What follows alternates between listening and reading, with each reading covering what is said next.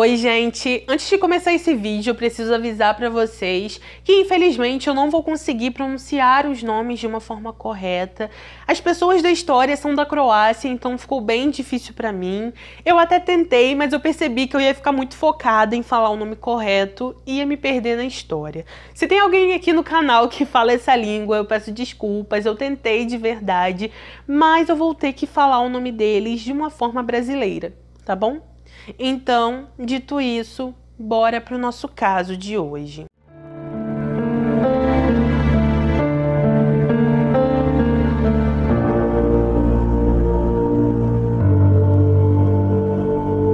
Conheçam Jasmina. Ela nasceu em 1977. Ela era uma jovem de 23 anos que vivia com a família na Croácia. Por grande parte de sua vida, Jasmina morou com os pais e com a irmã, que era 3 anos mais velha que ela.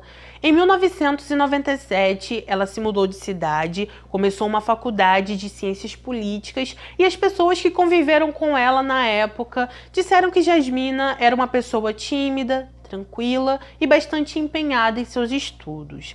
Infelizmente, em 1999, ela precisou trancar a faculdade por questões financeiras, voltou para sua cidade natal e passou a morar novamente com seus pais e com sua irmã. O que acontece é que no ano 2000, Jasmina simplesmente sumiu do mapa.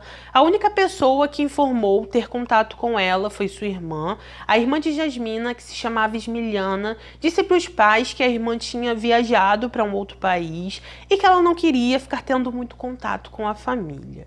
Somente 5 anos depois, a mãe de Jasmina foi até a polícia. Assim que chegou ali, ela falou que há anos não tinha contato com a filha, que queria muito saber onde ela estava e falou que naquele dia ela tinha entrado no quarto antigo de sua filha, estava mexendo em algumas coisas, acabou encontrando a identidade dela, percebeu que tinha expirado e então em sua mente ela imaginou que não tinha como Jasmina ter ido embora sem seus documentos e percebeu que precisava fazer alguma coisa.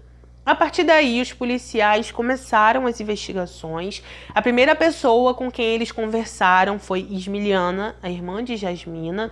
Ela então informou que no ano 2000, a irmã vivia dizendo para ela que queria muito trabalhar em um navio. Ela falou também que Jasmina tinha um namorado francês e que ela tinha se mudado para Paris para morar com esse homem. Os policiais então conversaram com alguns vizinhos da família. Uma das vizinhas disse que entre 2004 ou 2005, Smiliana foi até sua casa, pediu um utensílio de cozinha, disse que precisava daquele utensílio porque ela ia receber a visita de sua irmã e queria preparar uma coisa. Após alguns dias, um outro vizinho perguntou para Smiliana sobre Jasmina. Ele perguntou se a irmã dela ainda estava na casa da família. Então ela disse que não, falou que Jasmina chegou um sábado à noite, só que ela foi embora logo no domingo de manhã. Outra coisa que os policiais descobriram foi que, em 2004, Smiliana viajou com o marido e com alguns amigos. Durante essa viagem, um de seus amigos percebeu que ela estava usando a documentação de Jasmina, perguntou para ela por que ela estava fazendo aquilo, e então ela disse que não tinha problema algum porque ela e sua irmã eram muito parecidas. Apesar de tudo isso, os investigadores nada fizeram. Eles disseram que não tinham evidências de que algo havia acontecido, acreditaram na versão de Smiliana, onde ela dizia que a irmã estava morando em um outro país, e então esse caso foi arquivado. Após alguns anos, em 2013, o pai de Jasmina faleceu devido a um câncer. Ainda nessa época, a mãe dela se mudou da Croácia, foi morar na Alemanha, e ela foi morar na Alemanha porque ela já trabalhava no país e então ela decidiu que, como o marido já não estava mais vivo, ela não tinha o que fazer na Croácia. Devido a tudo isso, a casa onde Jasmina morou com os pais e com a irmã ficou somente para Smiliana. Ela passou a morar com o marido, teve 3 filhos e eles viveram muito bem ali. Anos depois, em 2018, algo novo surgiu. O que acontece é que em fevereiro de 2018 houve uma queda de luz na casa da família e então um freezer antigo que Smiliana tinha e que a família não usava há anos parou de funcionar. Quando isso aconteceu, como tinha alguma comida ali dentro, a comida começou a cheirar mal e no dia 16 de fevereiro de 2018, eu particularmente acredito que Ismiliana não estava em casa e por isso sua filha chamou o namorado para que ele a ajudasse a limpar aquele freezer. Assim que começaram a limpar, eles encontraram muita comida dos anos 2000. Eles também encontraram algo que consideraram estranho, decidiram ligar para as autoridades e eles foram imediatamente até a casa. Assim que chegaram ali, os investigadores foram até o freezer, eles encontraram sacos de ervilha, morangos, muitas e muitas frutas, muitos legumes, carnes e todos eles tinham a validade de 2000. Além disso, eles também encontraram Jasmina. Após isso, a levaram para análise para entender o que tinha acontecido. Ao chegar ali, os profissionais constataram que ela perdeu a vida devido a golpes com um objeto pesado, porém eles não conseguiram dizer qual objeto era esse. Ainda nas análises, eles encontraram as digitais de Ismiliana em todo o freezer, nas comidas, em Jasmina, em tudo. Tudo tinha a digital dela. Eles também acharam cabelos grisalhos na mão de Jasmina, também encontraram uma digital que disseram ser de um homem, porém como essa digital não estava completa, eu não sei dizer para vocês o que aconteceu com essa digital, mas eles contaram que não tinha como saber de quem era porque ela estava incompleta. Como a data dos alimentos era de junho de 2000, os investigadores deduziram que foi nessa época que tudo aconteceu. Após toda essa descoberta, a irmã de Jasmina foi presa. Supostamente nesse momento, Ismiliana confessou que foi ela quem tirou a vida da irmã, mas como disse isso sem a presença de seu advogado de defesa, sua declaração não pôde ser usada no julgamento. Assim que a mídia ficou sabendo sobre esse caso, ele foi veiculado nos jornais, televisão, internet. E isso causou uma grande polêmica na Croácia. O que acontece é que as pessoas começaram a questionar como aquela família viveu durante tantos anos na casa e ninguém teve a curiosidade de abrir o freezer. Outra coisa que aconteceu é que os policiais que trabalharam nas investigações de 2005 foram duramente criticados. Ninguém entendeu por que a casa da família não foi vasculhada, por que eles não encontraram esse freezer.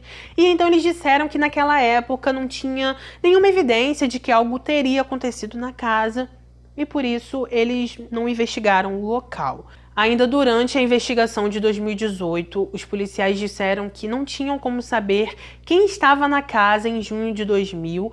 Eles contaram que tanto o pai quanto a mãe de Jasmina trabalhavam fora, muitas vezes ficavam dias fora de casa e por isso eles não tinham como saber se eles estavam na casa quando tudo aconteceu, se só a mãe ou só o pai estavam ou se Ismiliana agiu com alguém. Por causa disso, muitas especulações surgiram. Algumas pessoas começaram a dizer que com certeza o pai e a mãe de Jasmina sabiam de tudo, que eles estavam acobertando a filha porque já tinham perdido uma e não queriam perder outra. Uma coisa muito importante que se descobriu é que em 2001 aconteceu uma obra na casa da família. Durante essa obra, alguns homens ajudaram o pai de Jasmina e esses homens tiveram que mover o freezer.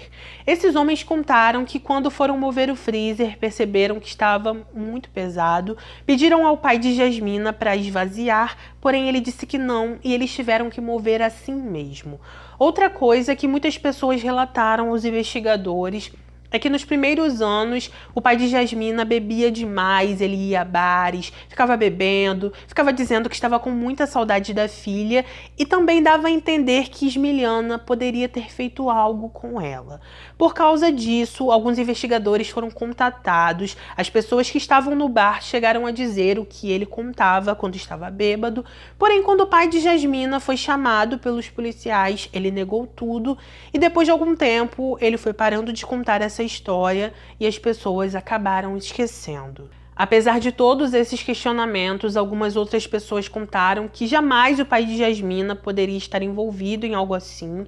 Eles disseram que durante anos ele procurou pela filha, que ele tinha muita saudade dela, que vivia dizendo que não queria falecer sem encontrá-la e ainda falava que amava mais Jasmina do que a Deus. As pessoas ainda relataram que ele foi a primeira pessoa a notar a ausência da filha, que ele vivia dizendo para todo mundo que algo tinha acontecido, porém na época ninguém acreditava nele. Enquanto Ismiliana estava presa, ela disse que era inocente, se ofereceu para fazer um teste do polígrafo, mas esse pedido foi negado. O que acontece é que ela não pôde fazer esse teste porque foi diagnosticada por um psiquiatra com transtorno de personalidade, com predominância de características dissociais e narcisistas.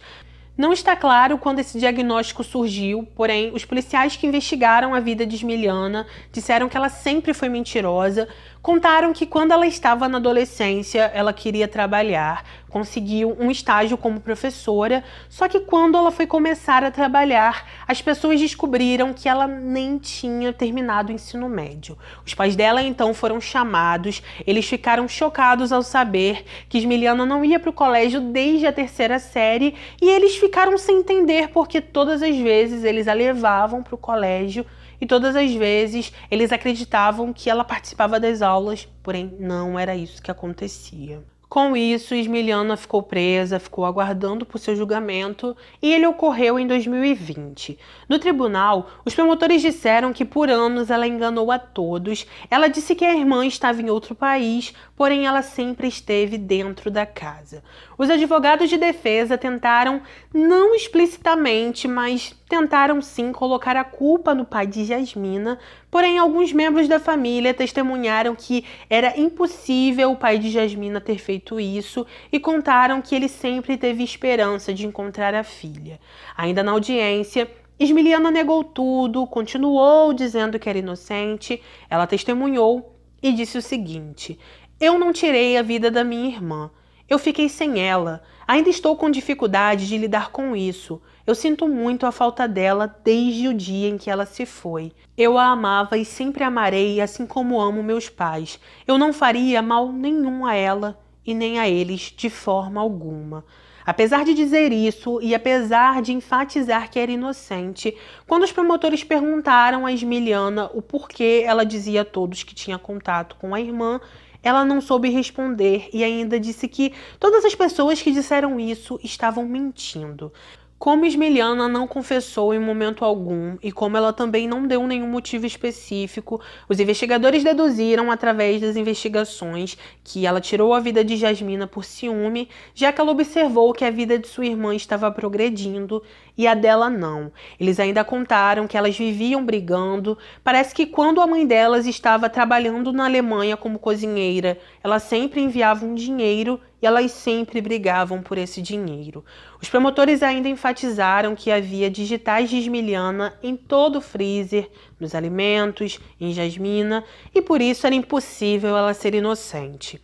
No dia 30 de junho de 2020 foi o último dia de julgamento. Nesse dia, ao final de tudo, após todos serem ouvidos, Ismiliana foi sim considerada culpada e recebeu 15 anos de prisão. Apesar disso, os advogados dela disseram que vão apelar. Eles contaram que existem muitas lacunas nessa história, que eles querem saber de quem é a tal digital do homem, de quem é o cabelo grisalho que eles encontraram na mão de Jasmina e falaram que eles não vão sossegar até que esse caso tenha o final que eles acreditam ser o certo. Então é isso, gente. Esse foi o nosso caso de hoje. Deixa aqui nos comentários o que você achou sobre esse caso, se você já conhecia ele ou não, e coloca a sua opinião, que é muito importante pra mim. Você acredita que Ismiliana agiu sozinha? Você acha que alguém esteve com ela nisso aí? Coloca aqui que eu quero muito saber, tá bom? Não saia desse vídeo, por favor, sem deixar o seu like, porque é de graça, não custa nada. Ativa o sininho para ser notificado dos próximos vídeos e, se puder, compartilhe esse vídeo para que outras pessoas conheçam o canal e venham até aqui, tá bom? Lembrando que temos vídeos aqui 3 vezes por semana. Na maioria das vezes é segunda, quarta e sexta às 7 da noite. E eu espero vocês aqui sempre para um próximo vídeo. Um beijo no coração de vocês, obrigada por tudo sempre, fiquem com Deus, se cuidem e até o próximo vídeo.